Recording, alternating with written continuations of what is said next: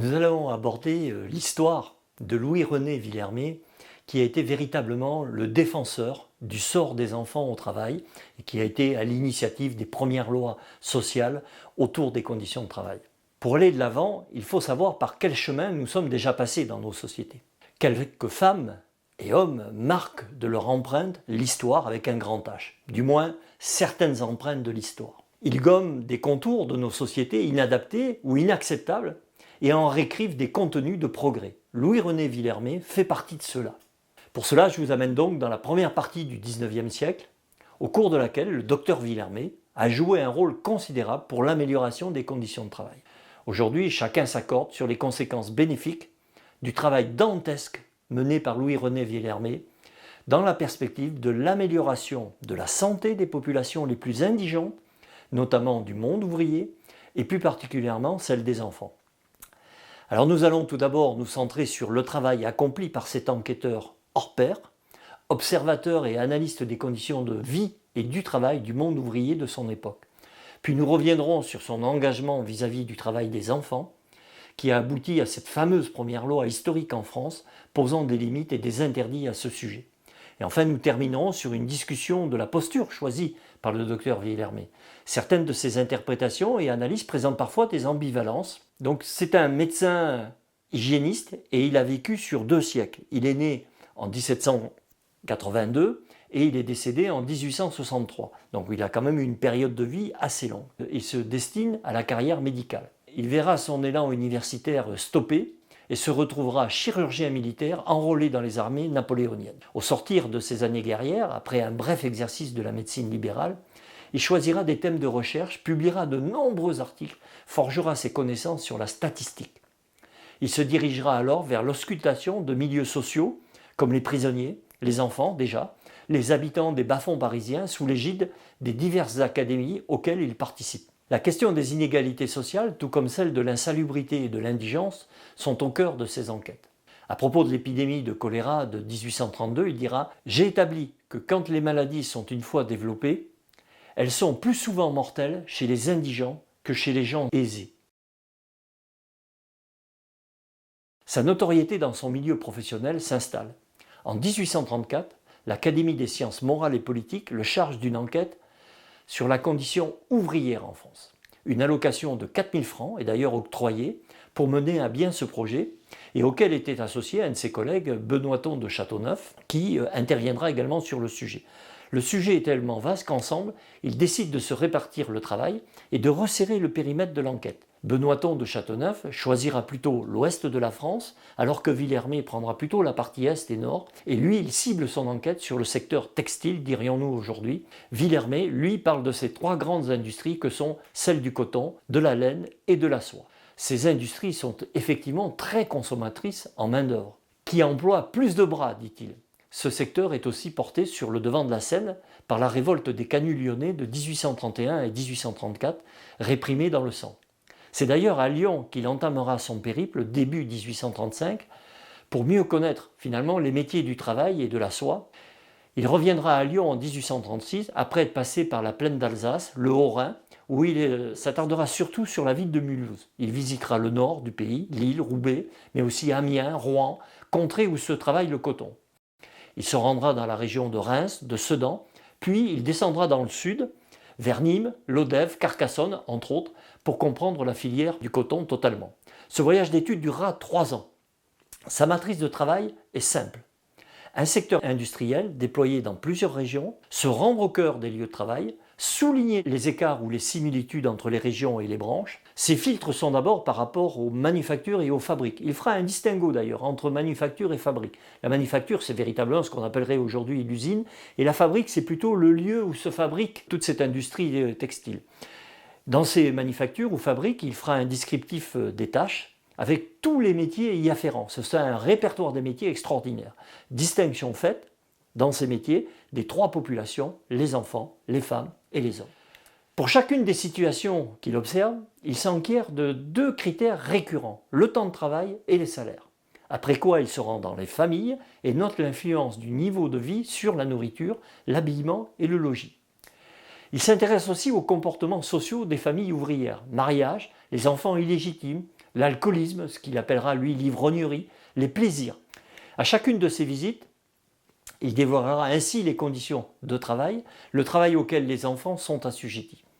Il replacera ces situations dans le contexte local de la ville ou de la fabrique dans laquelle ils se trouvent, en prenant appui sur les données sociales et démographiques disponibles localement.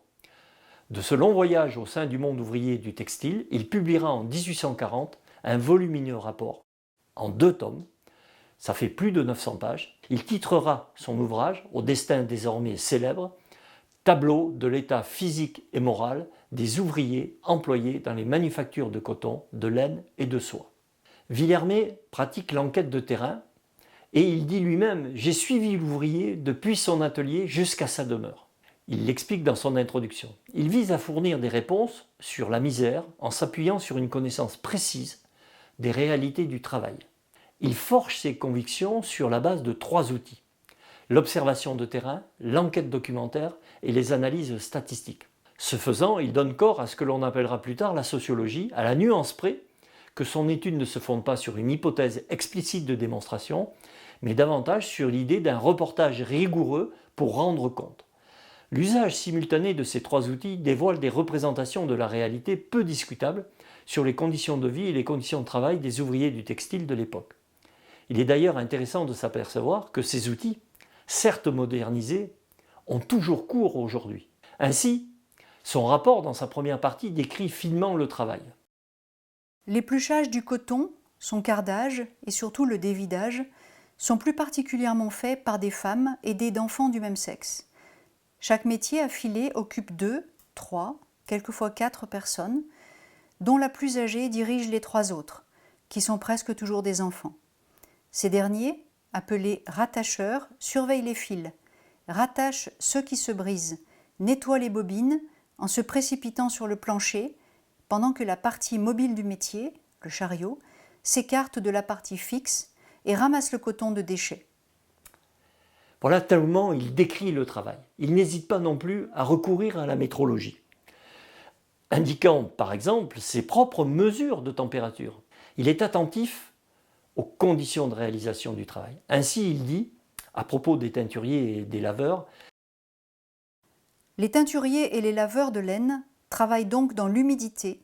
Beaucoup ont même pendant l'été les jambes et les cuisses dans l'eau. » Donc il est observateur attentif. Il joint à ces descriptions des analyses statistiques basées sur un recensement précis auprès des familles, des institutions et des registres municipaux. Dans ce domaine d'ailleurs, il fera preuve d'un zèle méticuleux, recherchant les tableaux des salaires, comparant le nombre d'ouvriers du secteur professionnel entre des époques différentes pour en souligner l'accroissement. Cependant, l'originalité la plus marquante est sans aucun doute sur l'espérance de vie des différents professionnels, c'est-à-dire des métiers de la ville de Mulhouse. Il établira une première statistique de ce qu'il a nommé la vie probable, selon les corps de métier intervenant dans la filière du coton. Ce panorama qu'il établit à partir de la liste des décès recensés dans le registre de la ville lui permet de mobiliser véritablement la discipline statistique dans un souci de corrélation, par exemple pour cerner le quotidien de la nourriture. Il n'hésite pas à créer des classes de revenus et à recueillir et évaluer les denrées qui sont consommées. Ainsi, écrit-il, « Sous le rapport de la nourriture, comme sous d'autres rapports, les ouvriers en coton peuvent se diviser en plusieurs classes. Pour les plus pauvres, ceux qui ont une position moins mauvaise ou qui, n'ayant aucune charge, gagnent par jour de 30 à 35 sous, ceux dont le salaire journalier est au moins de 2 francs, quant à ceux qui gagnent les meilleurs salaires. » Donc il est dans cette situation de décrire ces classes de population d'indigentes et de faire le rapport entre la nourriture et leurs revenus. Il cherche aussi à comprendre la manière de vivre des ouvriers pour révéler au monde leurs conditions de vie. Il décrit l'indécence des situations en dressant des portraits violents des situations de vie de débauche, d'alcoolisme, d'inceste. Il va jusqu'à quantifier les naissances des enfants illégitimes. Cette quête froide, il la conforte par des recherches documentaires auprès de la presse locale, des dirigeants, des notables et des chambres professionnelles locales. Ce que l'époque savait, se doutait, l'enquête que dévoile Villermé le met à jour. Son enjeu majeur, c'est le travail des enfants. L'espérance de vie des enfants travailleurs des classes populaires des 3 industries textiles est véritablement très faible. Il le sait, il l'a quantifié. Les motivations de Villermé pour ce travail d'enquête se sont forgées sur ces constats de la maltraitance sociale faite aux enfants. Il n'est pas le seul à l'avoir dénoncé. Dès la fin des années 1820 et au début des années 1830 et du 19e siècle, des voix s'élevaient pour protester contre le sort réservé aux enfants. D'une certaine manière, Gavroche représentait ces enfants des rues des années 30 avec des parents brutaux, dans l'œuvre des Misérables de Victor Hugo. Villermé, lui, n'est pas romancier. Il saisit la réalité et dépeint le sort de ses enfants au travail et au logis. C'est pourquoi, lorsque le contenu de son tableau est dévoilé, il connaît immédiatement un vif élan pour qu'enfin les pouvoirs publics de l'époque interviennent pour enrayer le phénomène inquiétant d'exploitation des enfants. Il a annoncé la couleur dès 1837, par son discours lors de la séance annuelle de l'Institut royal de France, lors de la réunion des 5 académies. C'était le 2 mai 1837. Après une brève introduction sur les conditions de vie et de travail des adultes, il saisit l'auditoire avec ce descriptif puissant. Chaque jour, on les garde 15 à 15h30 et l'on exige d'eux 13 heures de travail effectif. Il faut donc que les enfants, dont beaucoup ont à peine 7 ans, quelques-uns moins encore, abrègent leur sommeil et leur repos, tout le temps qu'ils doivent employer à parcourir à 2 fois par jour cette longue et fatigante route le matin pour gagner l'atelier, le soir pour retourner chez leurs parents. L'usage et les règlements fixent pour tous les travaux, même pour ceux des forçats, la journée de présence à 12 heures. Il conclura son discours par une exhortation à la survenue de la loi, l'utilité d'une loi destinée à prévenir ce qu'il appelle le dépérissement effrayant de la génération qui se développe. C'est donc une loi d'humanité qu'il appelle. Cette prise de position publique, dans un cénacle prestigieux, sera le déclencheur du mouvement vers la loi de protection des enfants. Cette loi sera promulguée le 22 mars 1841. Elle fixe l'âge légal du travail à 8 ans, ce qui paraît incroyable aujourd'hui dans notre pays et en Europe, et détermine la durée journalière du travail pour les enfants de plus de 8 ans. Elle interdit le travail de nuit de 21h à 5h du matin pour les moins de 13 ans. Elle assure le repos le dimanche et les jours de fête pour tous les enfants de moins de 16 ans. L'adoption de cette loi a été le théâtre de joutes oratoires passionnés entre les tenants et les opposants, notamment à la Chambre des Pairs le 9 mars 1840, entre le chimiste Gay-Lussac et le rapporteur de la loi, l'économiste et mathématicien Charles Dupin. Celui-ci exprimant en ces termes « Eh bien aujourd'hui, la loi du pays, la loi protectrice du faible, la loi tutrice de l'enfant doit pouvoir descendre jusque dans les forteresses de l'industrie pour s'assurer qu'il ne s'y passe rien dont est à gémir l'humanité. » Cette grande loi a rencontré des difficultés dans sa mise en œuvre. Pas mal de résistance de la part des employeurs qui voyaient une main-d'œuvre bon marché disparaître. Il faut savoir aussi qu'elle ne s'appliquait qu'aux établissements de plus de 20 ouvriers.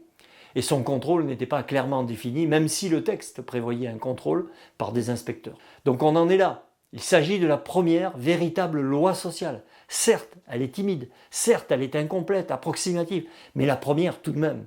Et installer une réglementation sociale étatique sur le travail, c'était déjà un gros progrès.